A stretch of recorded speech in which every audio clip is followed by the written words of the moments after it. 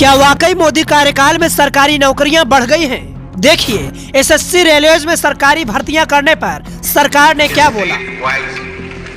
कितने केंद्रीय कर्मचारियों के लिए, पदाधिकारियों के लिए रिक्त हैं और वो कब तक भरे जाएंगे?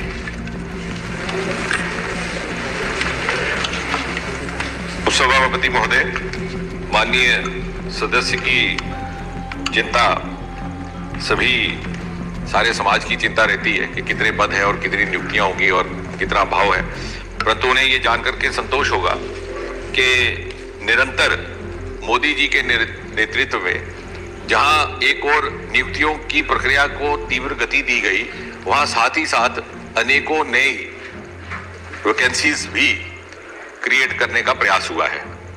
और यदि आप आंकड़े देखें तो वर्तमान सरकार के 7 वर्षों की तुलना यदि आप पिछले 7 वर्षों से करें, अर्थात 2007-8 से लेकर के 2013-14 तक, तो उस अंतराल में 6,19,027 नियुक्तियां हुई थी यूपीएससी, रेलवे रिक्रूटमेंट बोर्ड और एसएससी के माध्यम से जो केंद्र की संस्थाएं हैं।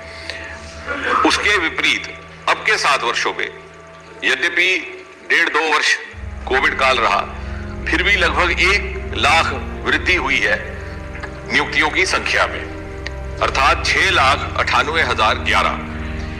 और इसके अतिरिक्त यदि आप देखें कि नई वैकेंसीज पैदा करने का क्रम, तो 2014 में जब ये सरकार आई तो सैंक्शनड स्ट्रेंथ केंद्रीय पदों की थी 36,45,584।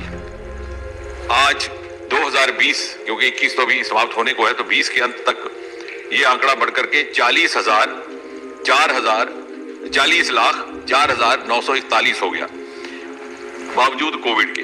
तो कहने का तात्पर्य ये कि एक और वैकेंसी बढ़ाने का भी प्रयास हो रहा है, दूसरी गति बढ़ाई जा रही है। इसमें एक बाधा आती है जिसमें सभी माननीय सदस्य भी प्रयास कर सकते हैं और हम भी करते हैं कि बहुत सी लिटिगेशन ऐसी रहती है आपस में, जिसके कारण पदोन्नतियां करना दिक्कत हो जाता है। अगर की जाए तो एडहॉक की जाए तो उसके लिए भी कभी कभी रिट हो जाती है, लेकिन सरकार की ओर से किसी प्रकार का विलंब या कमी नहीं रहती, बल्कि इसको और ज्यादा पारदर्शिता लाने के लिए 2016 1 जनवरी से इंटरव्यू की प्रथा भी समाप्त कर दी गई और आने वाले समय में इसको और सरल बनाने के लिए कंबाइंड एलिजिबिलिटी टेस्ट रहेगा नेशनल रिक्रूटमेंट एजेंसी के तहत। हमारी तो कल्पना ये थी कि इसी वर्ष अक्टूबर में उस तरह का पहला टेस्ट हो जाता, जिससे कि देश के प्रत्येक जिले में एक सेंटर रहेगा। तो लेवल प्लेइंग फील्ड, किसी को किसी तरह की डिसएडवांटेज नहीं रहेगी, चाहे किसी भी वर्ग से वो उम्मीदवार संबंधित क्यों ना हो। और शुरुआत में 3 विभागों को लेकर के ये टेस्ट किया जाएगा, उसमें रहेंगे रेलवे, बैंकिंग सेक्टर और एसएससी वाले पद, और आगे चल करके उस अनुभव के आधार पर इसको और व्यापक बनाने का प्रयास रहेगा।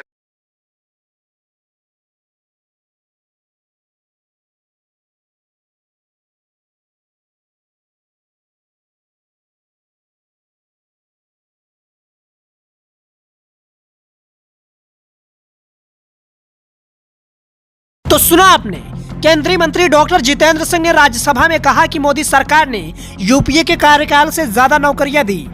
मोदी सरकार ने 7 साल में भर्ती प्रक्रिया तेज की है, नए पदों की संख्या भी बढ़ी है। लेकिन अब सवाल ये कि सड़कों पर प्रदर्शन कर रहे वो छात्र कौन हैं जो नौकरी की मांग कर रहे हैं? रेलवे ग्रुप डी के वे छात्र कौन हैं जो